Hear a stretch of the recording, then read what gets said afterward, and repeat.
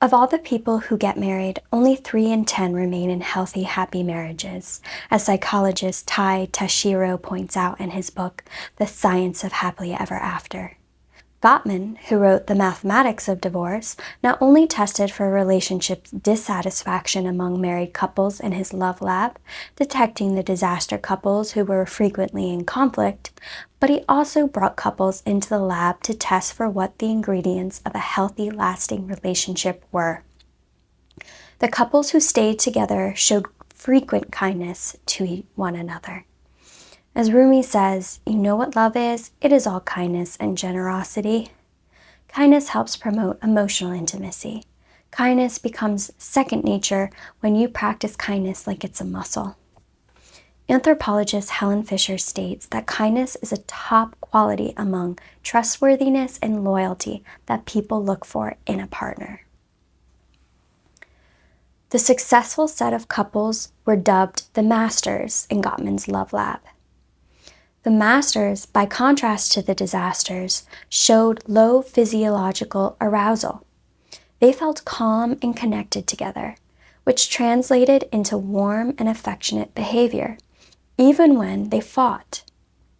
It's not that the Masters had, by default, a better physiological makeup than the disasters. It's that the Masters had created a climate of trust and intimacy that made both of them more emotionally and thus physically comfortable. In The Atlantic's Masters of Love, author Smith explains that to find the reason why the master couples created a culture of love and intimacy, Gottman designed a lab on the University of Washington campus to look like a beautiful bed and breakfast retreat. He invited 130 newlywed couples to spend the day at his retreat and watch them as they did what couples normally do on vacation: cook, clean, listen to music, eat, chat, and hang out. Gottman observed that throughout the day, partners would make requests for connection, what Gottman calls bids. Smith provides this example. The husband might say to his wife, "Look at that beautiful bird outside." He's not just commenting on the bird here. He's requesting a response from his wife, a sign of interest or support, hoping they'll connect over the bird, even with just acknowledgement of its beautiful flight.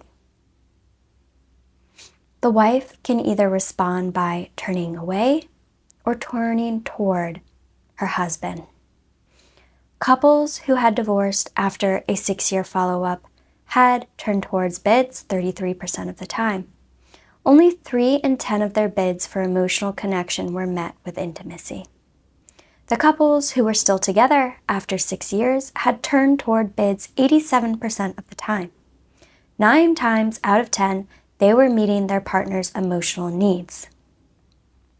The habit of mind that the masters have, as stated by Smith, are they're scanning social environment for things they can appreciate and say thank you for.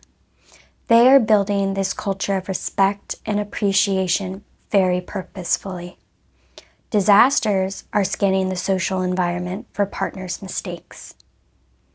The disasters responded to each other in a passive, destructive manner, like ignoring the event.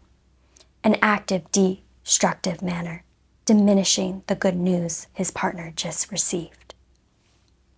Kindness, showing interest in the bid by responding, is what glues couples together. Kindness, along with emotional stability, is the most important predictor of satisfaction and stability in a marriage. Kindness makes each partner feel cared for, understood, and validated. The masters responded to each other in a passive, constructive way by acknowledging the good news, but in a half-hearted, understated way, and an active, constructive way by genuinely joining in on their partner's happiness. Active, constructive responding was also associated with higher relationship quality and more intimacy between partners. So I definitely recommend turning excitedly towards your partner and friends when they are seeking a connection through expressed happiness.